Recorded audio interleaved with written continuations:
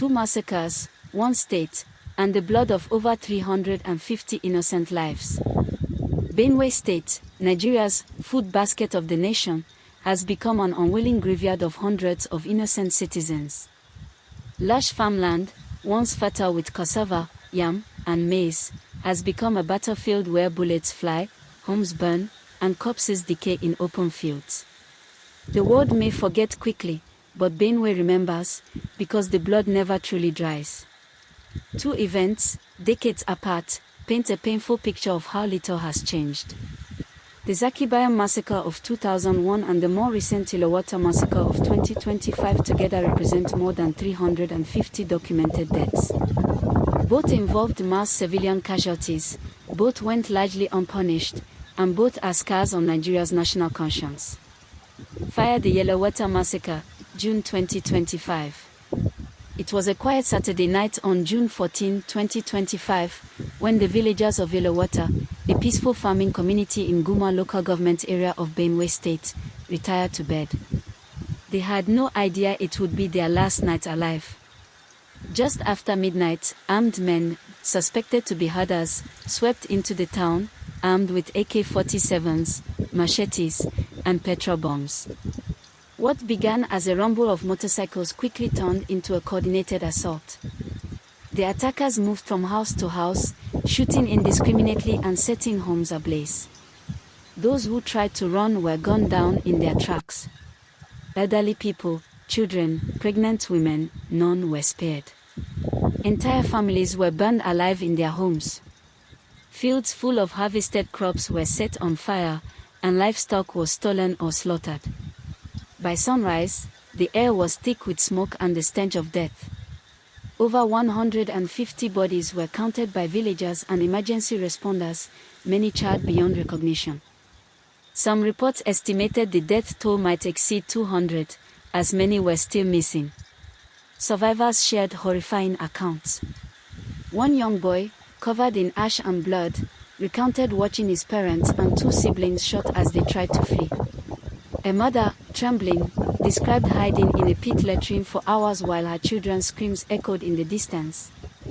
President Bola Ahmed Tinubu, in a national address, condemned the attack as a brutal and cowardly act against humanity. He promised to launch an investigation and bring the perpetrators to justice. Yet, many residents remain skeptical, having heard the same promises before, after Agetu, after Gwel West, after Logo. Coffin Zaki-Biam massacre, October 2001. 2 decades earlier, another massacre brought Benue to its knees. In October 2001, 19 soldiers were ambushed and killed by a local militia near Tivlands in the northern part of the state. What followed was one of the most brutal military reprisals in Nigerian history. From October 20th to 24th, soldiers of the Nigerian army descended on Zaki-Biam, Beji, Ves, Kyodo, and several other Tiv-dominated towns. Their mission, according to government statements, was to locate and punish the killers of the soldiers. But instead of targeting criminals, the army turned its fury on civilians. Eyewitnesses described the arrival of armored vehicles and trucks carrying soldiers. People were dragged out of their homes, lined up in market squares, and executed. Mothers were killed with babies strapped to their backs. Buildings were razed. Crops, harvested and stored, were touched. An entire generation was left traumatized. By the time the army withdrew, over 200 people had been murdered. Human Rights Watch and several NGOs confirmed the massacre, with survivors burying dozens in mass graves. Shockingly, no soldiers were prosecuted. In 2007, the Nigerian army issued a formal apology. Then President Umaru Musa Yar'Adua visited the scene and offered public atonement, but many say it was too little, too late. The children of those massacred in Zaki-Biam are now adults, and many watched the same horror unfold again in Yelewata. Firecracker Estate under siege. Benue has been under relentless attack for years. In 2018, 73 mourners were killed during a mass burial for earlier victims of other farmer violence. In 2022, over 40 people were slaughtered during Easter celebrations. In 2023, multiple IDP, internally displaced persons, camps were raided. The attackers are often unnamed, unknown gunmen, suspected herdsmen, bandits. But the bodies are always real, and always numerous. Land disputes, ethnicity, religion, and governance failures all fuel the violence. The people of Benue feel abandoned, by security agencies that arrive too late, by leaders who offer only condolences, and by a nation that rarely listens until it's too late. Broken heart voices of the broken. I saw my wife shot in the chest while carrying our baby.